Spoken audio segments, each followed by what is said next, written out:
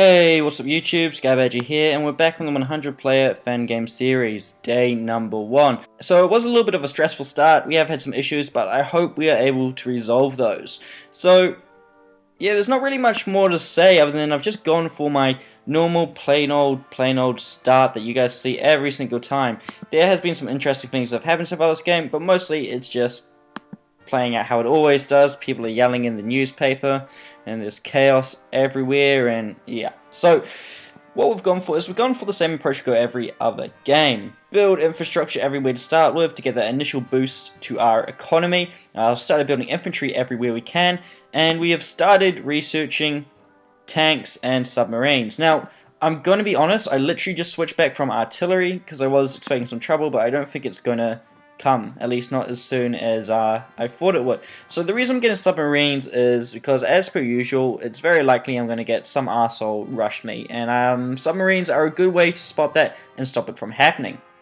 So I can very easily build a sub wall from here all the way up to here to cover my flanks, and down the side over here I can very easily capture 1, 2, 3, 4 provinces and then not have to worry about much slipping through. So it's a very easy defense if I place fortifications up here.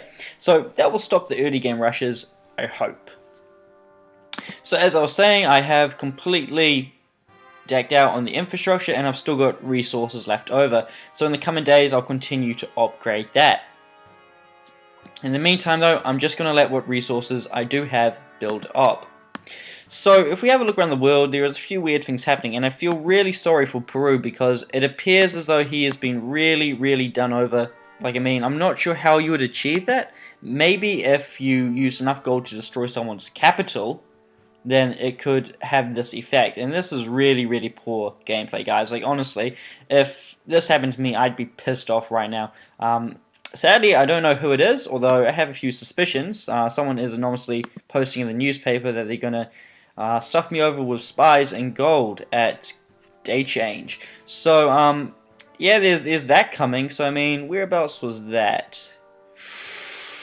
Well, it's down here somewhere. Anyway, so, yeah, someone wants to get me with the gold, and they have briefly. They managed to take down the morale of these two provinces. I believe it was this one and this one, in the middle of nowhere. They do absolutely nothing, and that's pointless. So I topped it back up. I'm not dealing with that shit. So if I knew who it was, I'd send them a stern message, but I don't.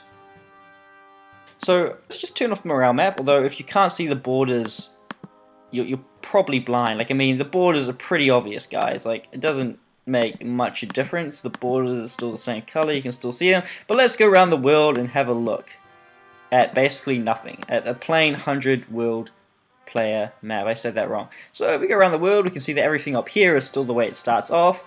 If we come over here into Asia, nothing really much has changed. In fact, I don't think anyone's actually entered combat yet. Everything is still the way we would expect to see it. Now, there has been a lot of talk in Europe, as per always. There's always a lot of talk in Europe.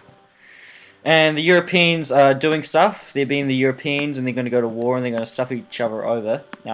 But there's not really much to say. Like, I'll go down and give Australia a quick look because I generally miss them. But yeah, look at that. It's all the normal stuff. Nothing really too interesting is happening. If we come back over here, once again, it's pretty boring. So it's not much of a day 1 video. The day is about to tick over in, I think, about 20 minutes.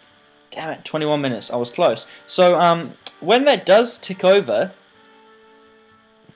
I expect to be assaulted with spies, and that will probably be it. So yeah, there's not really much else to say. Obviously, these early days, not much really happens. So our game plan going forwards is, with the help of North Argentina, we're going to take out Chile. I'm going to catch the Falklands, and we're going to head up northwards. Now, due to the conversations I've been having, I just for talking, know the guys that are playing these two countries here. Well, I don't know them, but you know what I mean. So we're pretty good with them. So yeah, talk to these guys and then head north. So up, round here, through here, upwards. We'll see what happens, but at the moment we don't really have the firepower to take on too many people, so we don't want to get ourselves into any unnecessary troubles. So I'm going to end the video here. Pretty short, sharp introduction, but there's not really much else to say. Oh, and when I get time, I'm going to invest in a another industrial complex.